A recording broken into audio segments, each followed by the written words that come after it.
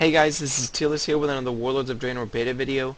In this video I'm going to be looking at Arms Warriors, the class changes to Arms Warriors, spec changes I should say. This is going to be another long video because there are so many changes to Arms Warriors, even more so than Protection Warriors. So I'm going to go through it as quickly as possible, but there's a lot of material to go through. So we're going to look at the major changes to Arms Warriors, their changed abilities and removed abilities, their new and changed glyphs, their new Draenor perks, and then their changed and brand new talents. The first major change to Arms Warriors is the fact that they literally got gutted. They lost Overpower, they lost Heroic Strike, they lost Slam. At one point, the only two abilities you could use on an Arms Warrior was Mortal Strike and Colossus Smash, and I found myself just sitting there doing nothing. And Blizzard finally changed some things to actually make it better. So Arms Warriors really got gutted. The second change to Arms is their change to their mastery. Strikes of Opportunity was another multi-strike mastery, and since there's a multi-strike stat in game now, there's no reason to have those multi-strike masteries. So Strikes of Opportunity was removed, and instead there is now Mastery Weapons Master, which increases the damage of Colossus Smash, Mortal Strike, and Execute by 20%, and that'll increase with Mastery. So it's not exactly the most exciting mastery, but at least you're not doubling up with multi-strike, etc. Haste was a stat that was not very viable for Warriors as a whole, so Blizzard wanted to change that, and they brought in the new passive known as Headlong Rush, and Headlong Rush its haste will now reduce the global cooldown, it will reduce the cooldown of Shield Slam, Thunderclap, and Mortal Strike. So that's a nice change to make haste more valuable for Arms Warriors. Warrior stances are back in the game. This is actually something really cool. I liked, the whole going back and forth between stances depending on the situation. This is more of a PvP thing, but it can be used in PvE. Your defensive stance is a 25% reduction in damage. So now there will be abilities that you can only use in defensive stance. There will be abilities that you can only use in battle stance. I can charge in here and use defensive stance, and it'll switch over, and I'll have different abilities. As you notice down here, I've got Devastate, Revenge, and Shield Barrier. They have all been added to Arms so that you can use them in defensive stance, which is awesome, especially with something like Shield Barrier, which means that defensive stance is there for you to try and mitigate damage when you are being focused in a PvP setting, or maybe you made a mistake and you find yourself in a sticky situation in a raid instance. So that is why the change is there, and you have those shifting back and forth between stances. Honestly, I think it's really cool, and people will like it. There have been a couple of new abilities added to Warriors. The first is Inspiring Presence, which I believe this is the only class that grants this, which is going to make it very valuable. It grants 3% versatility to the warrior and all allies within 100 yards. That is a huge deal. Versatility is a new stat that basically buffs everything, and if warriors are the only class that are going to have this buff, that basically is going to make them at least everyone to want to have at least one warrior in the raid. So I will show you the buff right here. In the spell book, here it is, Inspiring Presence. So that is a really nice buff. I believe it was to just give more raid utility to warriors. Another added ability is Rend, and you're like, well, Rend's already in the game. No, the old Rend is back. The Rend where you actually had to click a button and it applied the bleed to the target. That has been put back into the game. Warriors, to be honest, feel more like the beginning of Cataclysm and Wrath of the Lich King. That's when I started my warrior, and that's how I remember warriors, and it just feels more like that now that we have Rend back, etc. And there have been, some changes to the stances and so forth. So I really like the way warriors are. Yes, they got gutted, but I think they're in a great shape at the moment. There are several changed abilities that have happened to warriors. Know that shouts no longer generate rage, but they now last an hour. So we've gone from like 2 minutes to 5 minutes to now an hour cooldown on shouts. And that is honestly, it's just a buff thing. It's more raid utility, I guess you could say, for warriors, but they had it before, so it's more of a convenience thing for warriors, which is really nice. Battle stance has been changed a little bit. It now increases your rage regeneration is increased by 100% from auto attacks, and critical strikes generate double rage. This is to provide that difference between battle stance and defensive stance. They don't want warriors just sticking in defensive stance because you get that 25% reduction. No, they changed it, so now battle stance, you are going to want to be in battle stance if you want to generate any rage.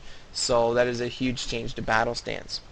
Charge now roots instead of stunning a target. If I charge up here, you can see the rocks form.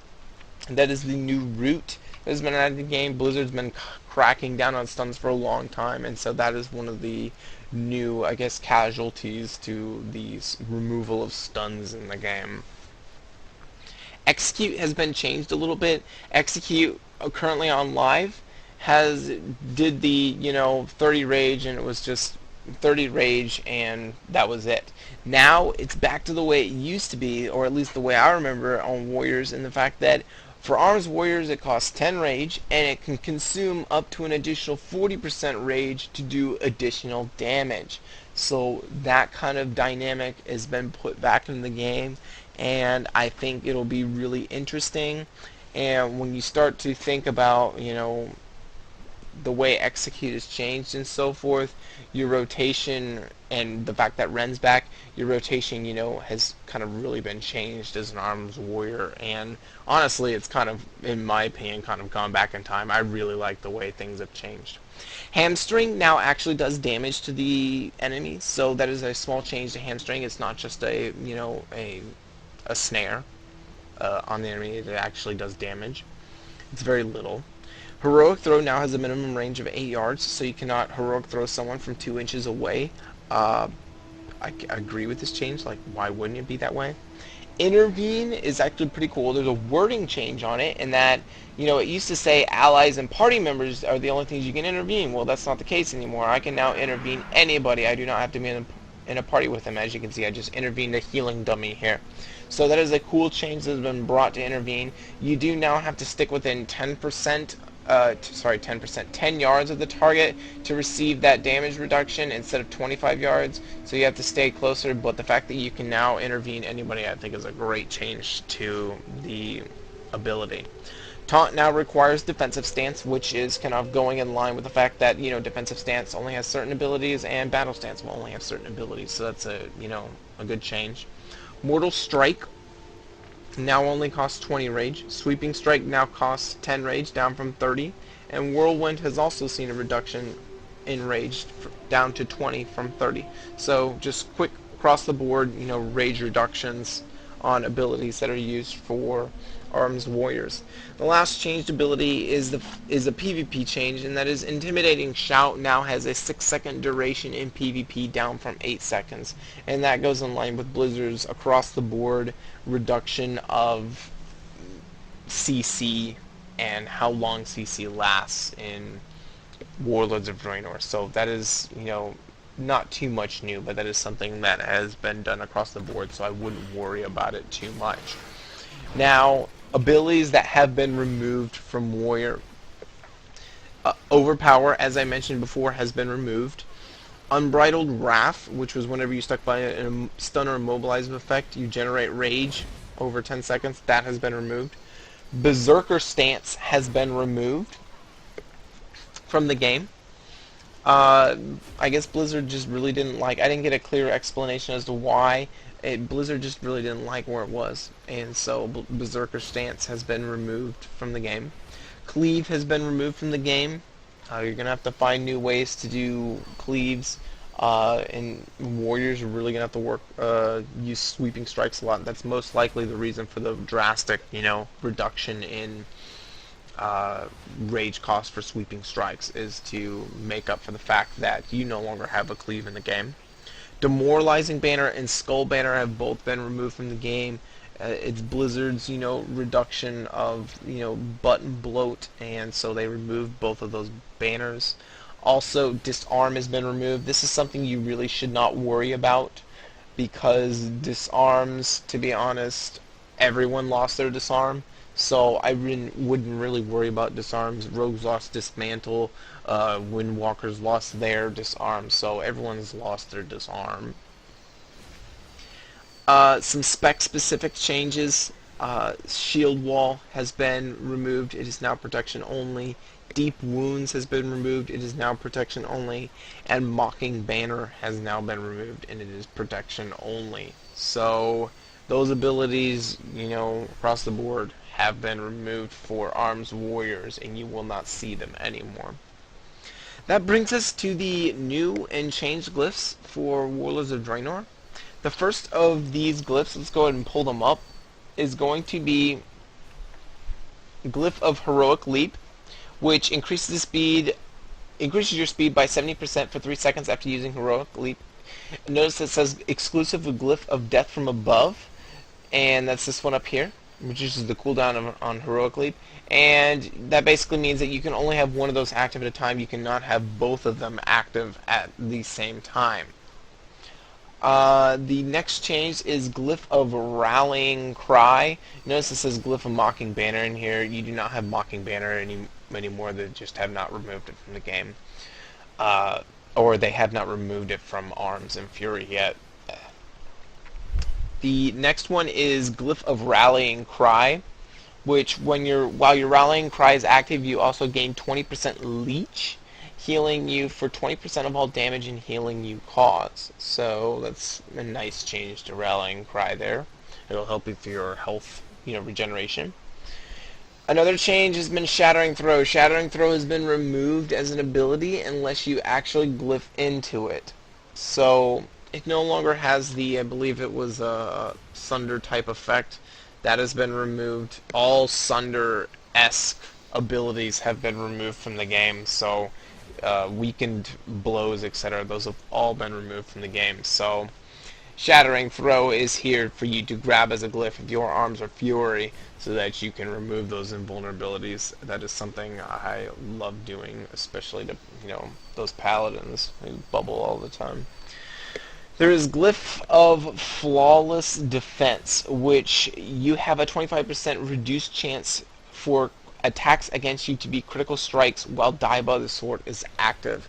Nice glyph there. I personally have, it's been a while since I've played Warrior, so I'm not quite sure, how often or in what situations Die by the Sword is used, but I believe that'll be a nice glyph that has been brought to the game. There have been changed glyphs. There is Glyph of Blitz, which your charge now roots an additional 2 nearby targets. Before, I believe it was stun, so they changed it so that, it goes in line with the fact that you're now rooting. There is improved Die by the Sword, which, while Die by the Sword is active, using Wild Strike increases duration by 1 second per use. It originally had Overpower added to that. It has been removed. It's still stated as Arms Fury, so they're going to add an Arms ability to it. Most likely, probably Mortal Strike will be added to that. But that's something that we will have to see. They could possibly just make it a Fury only, but at the moment, it's still stated to be Arms and Fury. There is Glyph of Wind and Thunder, and that is down here.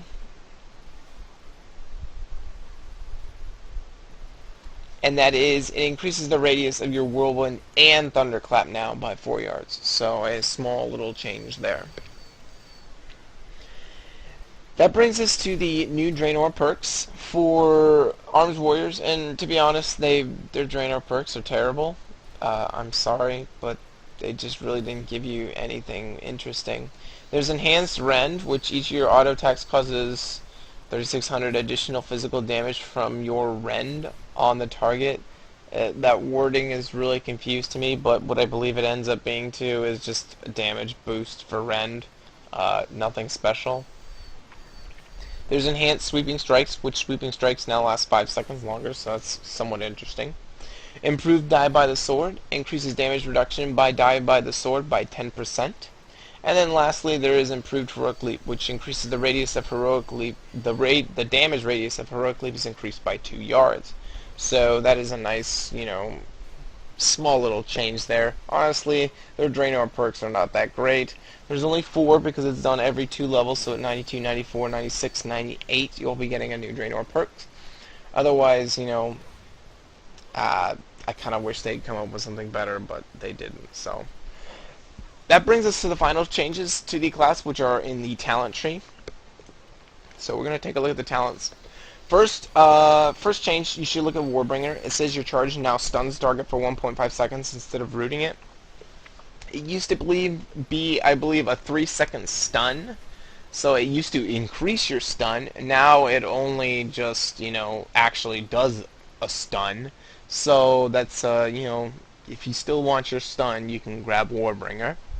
This is a huge nerf, I believe, to ARB's Warriors and, well, all Warriors in general, is that is second wind, and is whenever you're below 35% health, you no longer gain that flat health increase, that 3% health per second, you now gain 10% leech, healing yourself for a percentage of the damage. So you're not going to be able to, when things get dicey, just start kiting and running and, honestly being a wuss. You actually are going to have to, get in there, deal some damage, some quick damage with leech to try and get your, your health back up. The 45 tier has been completely blown up. All of the shouts that were in there, disrupting shout, piercing shout, etc., have all been removed from the game, and they have instead added these 3 new talents. So there's Taste of Blood, which is each time Ren deals damage, you gain 3 rage. To be honest, really boring. Sudden Death, same ability, changed. Well, I should say same name that has been changed. Each of your auto attacks has a 10% chance to make your next execute cost no initial rage, consume no extra rage, and usable on any target regardless of health level. So this actually adds a little bit more depth to the arms rotation if you grab this. I think it's definitely something interesting that people should look at. There is Slam. I've personally been taking Slam. I really like it. So Slam you can get back as a talent, and you slam an opponent causing 15,000 physical damage. Each consecutive use of Slam increases the damage dealt by 50% and the rage cost by 100%, stacking up to 2 times.